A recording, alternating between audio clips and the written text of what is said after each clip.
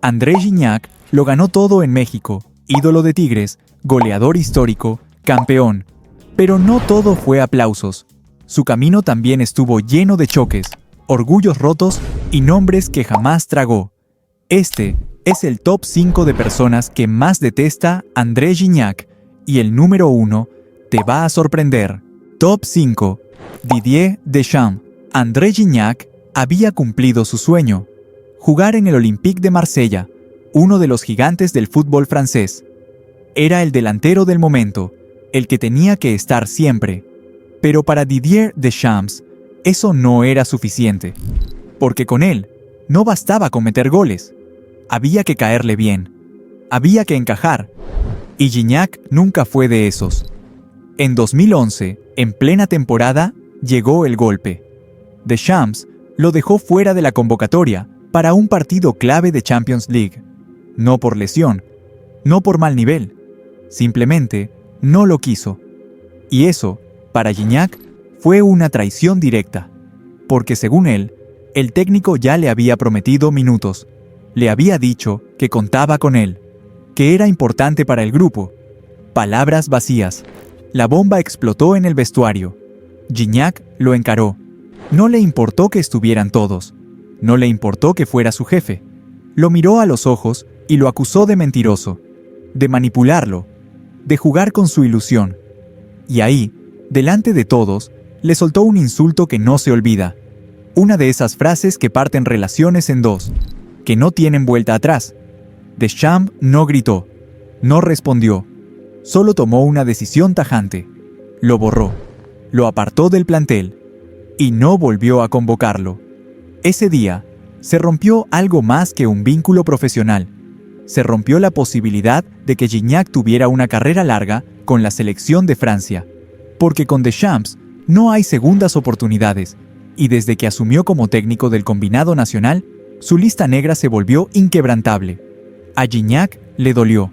Lo dijo después, que quería estar, que soñaba con jugar una Eurocopa, un Mundial, con levantar algo con su país. Pero también dijo que no se arrepentía, porque, para él, los hombres de verdad no se callan cuando los traicionan. Y mientras Deschamps armaba una selección que terminaría campeona del mundo en 2018, Gignac tomaba una decisión que cambiaría su vida para siempre: irse a México, a Tigres, a un país donde lo amaron desde el primer día, donde no tuvo que pedir perdón por ser él mismo. Deschamps nunca lo llamó, ni para disculparse, ni para reconsiderarlo, ni siquiera cuando Gignac era el máximo goleador del fútbol mexicano y uno de los delanteros más en forma del mundo.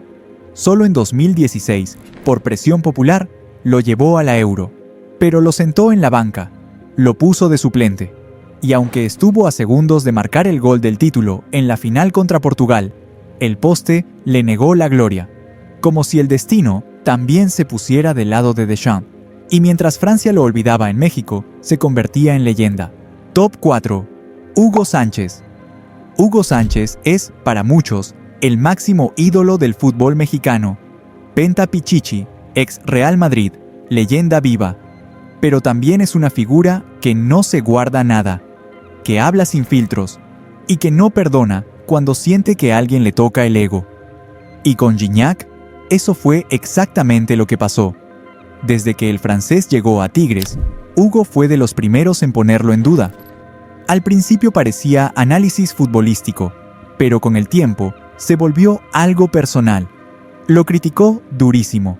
Dijo que se tiró a la hamaca, que se relajó, que ya no corría igual, que se había vuelto cómodo, que después de un gran arranque, bajó los brazos. Gignac no respondió, pero tomó nota. Años después, en una entrevista casual, Gignac soltó una frase sin intención de herir, o eso parecía. Le preguntaron por Javier Chicharito Hernández, y él respondió: «Para mí, pudo haber sido el mejor mexicano en Europa». Una frase de admiración, de respeto, pero para Hugo fue dinamita. Porque si hay algo que Hugo no tolera, es que lo borren de su pedestal. La reacción fue inmediata. En televisión, en plena transmisión, Hugo se despachó con todo. Con ese tono altanero que lo caracteriza, le lanzó a Gignac Una frase que quedó marcada. Si no estás bien informado, cállate la boquita. No fue un consejo. Fue una humillación pública. Le cuestionó su conocimiento, su derecho a opinar. Lo acusó de hablar sin saber de la historia del fútbol mexicano, de ignorar quién había abierto el camino en Europa. Básicamente, le dijo, vos acá sos un invitado. Ubicate. Y Gignac, que pocas veces entra al juego mediático, esa vez no se quedó callado. No lo nombró directamente, pero subió una historia en sus redes con una sonrisa y un emoji de silencio.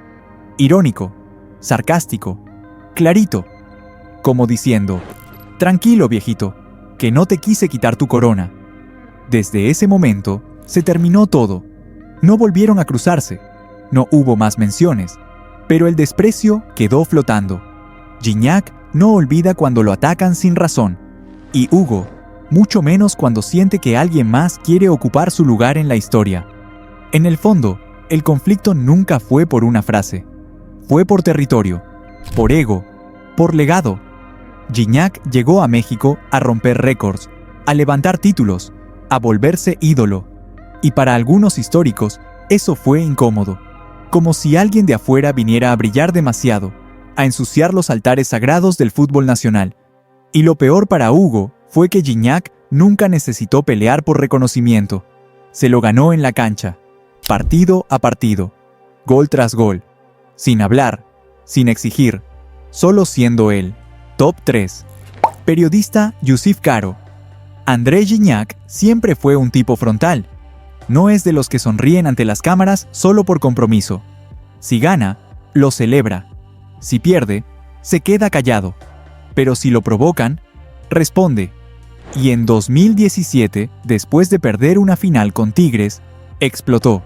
No contra un rival, ni contra un árbitro, sino contra un periodista. El nombre, Yusif Caro. Todo comenzó cuando el reportero publicó que Gignac lo había agredido físicamente tras el partido. Una acusación grave, y además, falsa. Según Yusif, el delantero lo empujó y lo insultó en los pasillos del estadio, molesto por una pregunta incómoda. Pero Gignac no estaba dispuesto a dejar que eso corriera como verdad, porque no era solo cuestionar su rendimiento, era dudar de su carácter, de su hombría, de su compromiso con el club, y eso, Gignac no lo iba a dejar pasar. Horas después, desde su cuenta personal, le respondió con todo, sin filtro, lo llamó payaso, le dijo, poco hombre, y dejó un mensaje contundente. No me conoces, no hables como si lo hicieras.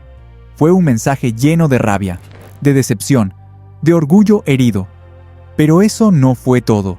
El tuit que más sacudió a todos fue aún más directo, más violento, más Gignac sin filtro. Eres un pinche mentiroso. Si te hubiera pegado, estarías todavía en el piso del estadio, créeme. Con esa frase, el francés dejó claro que no iba a permitir que nadie jugara con su nombre, que no iba a aceptar que lo retrataran como un agresor, cuando lo único que había hecho era retirarse en silencio tras perder una final. La prensa explotó. Algunos lo defendieron. Otros lo criticaron por el tono, por la furia, por no saber manejar las formas. Pero lo cierto es que Gignac sintió que cruzaron un límite.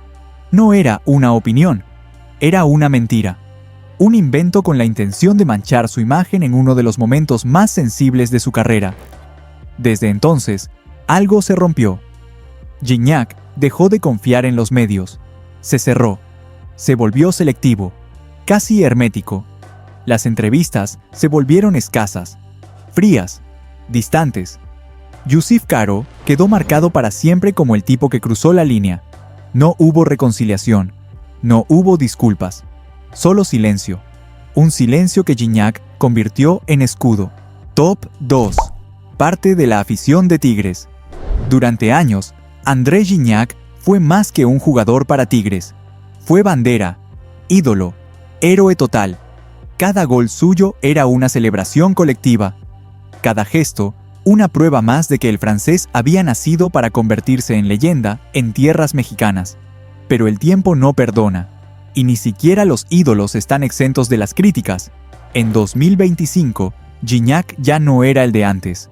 El paso de los años se empezaba a notar. Más lento, menos desequilibrante, con un físico que ya no le respondía igual. Los murmullos comenzaron en las gradas, después en redes y finalmente en los programas deportivos. Gignac ya no corre. Gignac debería irse. Está robando. Frases duras, frías, injustas, sobre todo para alguien que había entregado todo. Y entonces llegó la respuesta, una de esas que no se olvidan.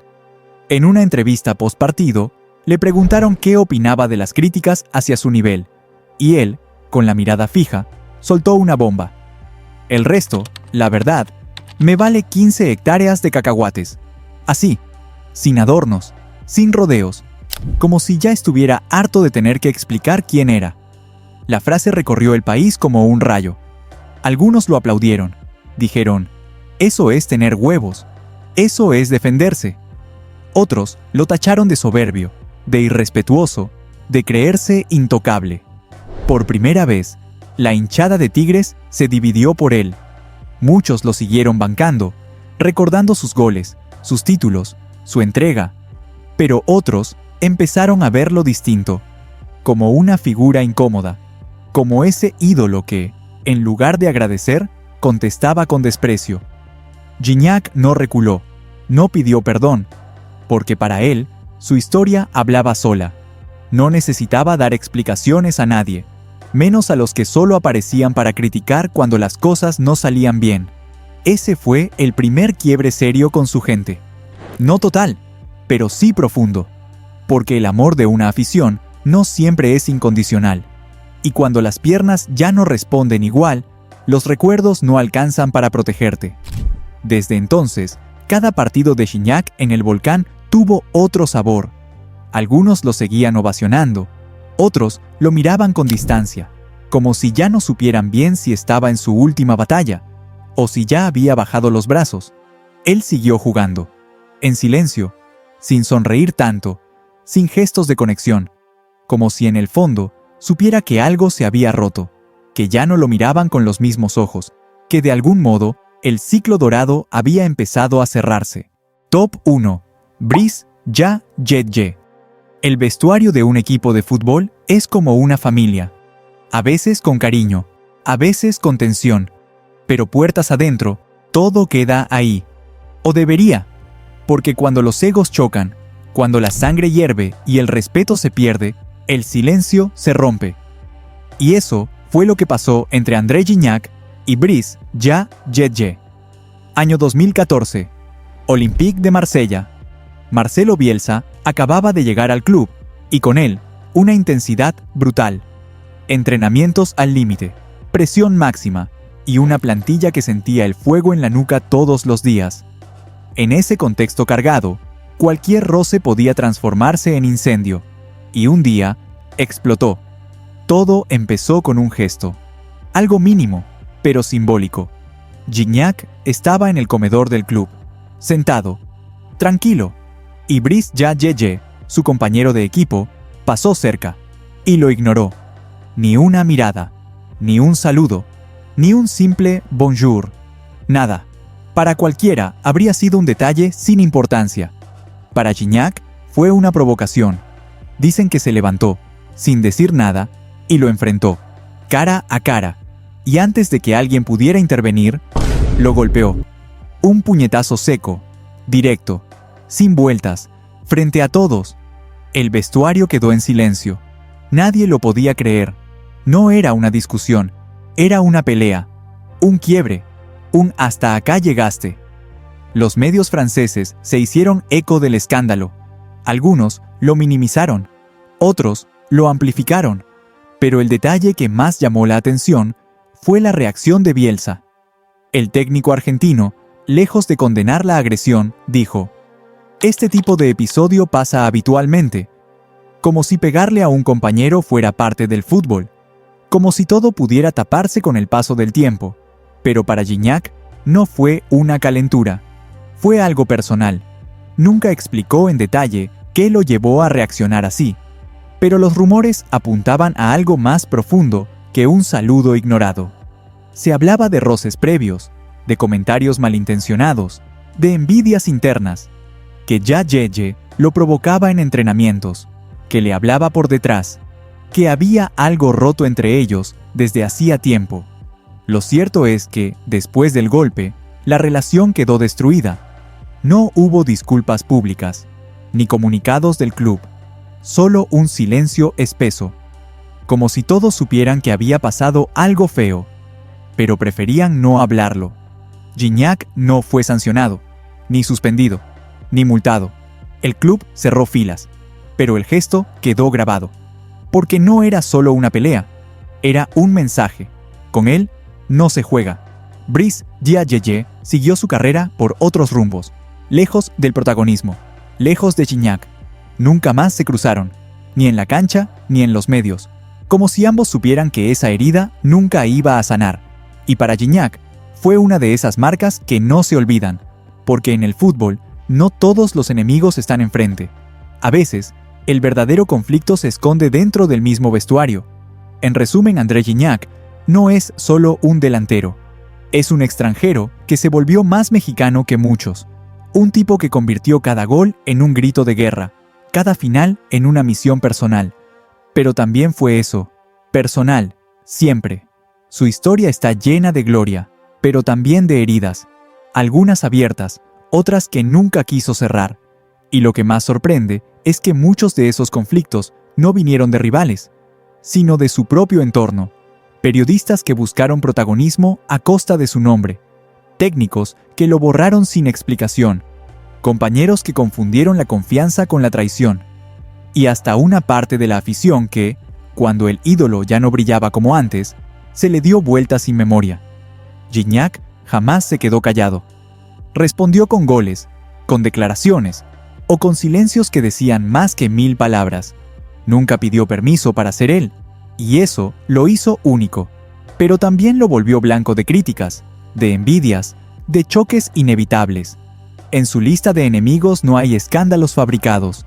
Hay historias reales, dolorosas, humanas, que muestran que hasta el más grande puede sentirse traicionado, que incluso un ídolo, cuando baja la guardia, puede terminar solo. Y ahora te pregunto a ti, ¿cuál de todas estas peleas te impactó más? Podemos decir que la vida de un futbolista de élite está llena de triunfos, pero también de caídas. Lo verdaderamente importante es ser perseverante y tener metas claras, tal como es el caso de Carlos Vela, quien tuvo que superar innumerables obstáculos para llegar a la cima. Si te interesa conocer esa historia inspiradora, te la dejo por aquí. No te la puedes perder, en la cual repasamos tanto su carrera futbolística como su vida privada muy entretenida.